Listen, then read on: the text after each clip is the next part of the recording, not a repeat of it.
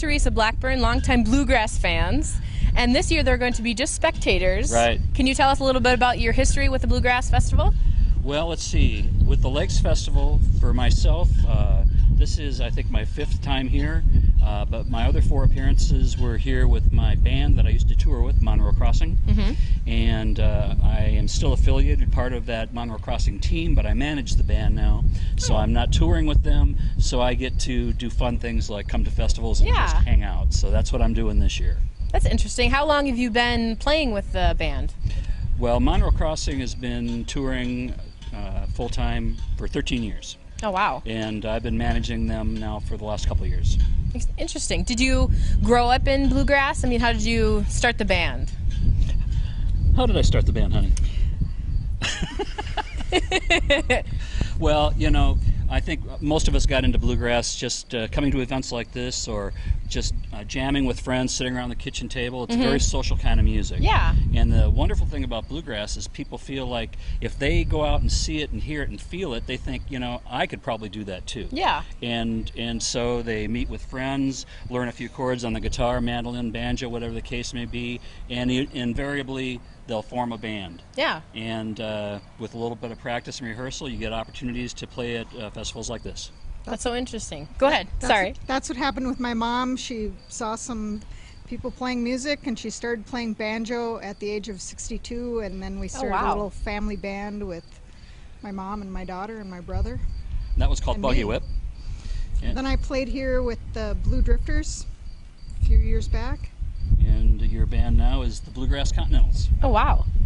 Wow. So we talented family. We still keep our fingers in the bluegrass. That's right. Plus, Teresa and I have a husband and wife duet called the Blackburns, and we play around a little bit ourselves. That's awesome. Musically. Musically. There's a lot of difference between the big country jams that happen, you know, down south and up north and everything. What makes this different? What's the different atmosphere that happens here at the Bluegrass Festival?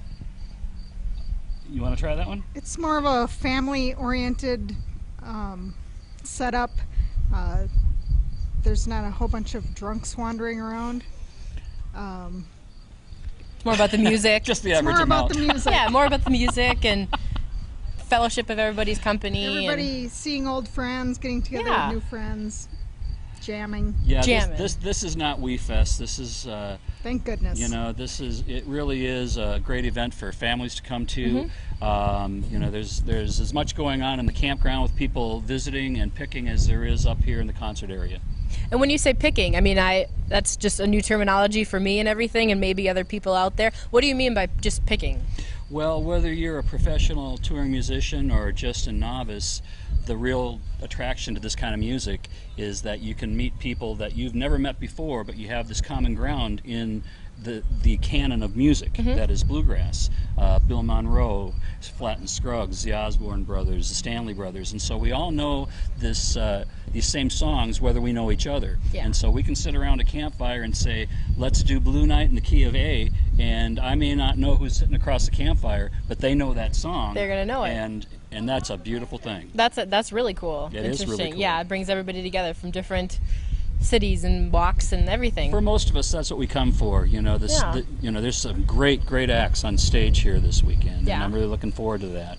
But I really come just to see old friends and sit around and pick. Do you have any advice for anybody who's, you know, looking to get involved or just kind of new to bluegrass and what they should expect? Or well, you know, if you're new to bluegrass, you don't know what to expect, and you just have to have a leap of faith. Yeah. And come out and experience it.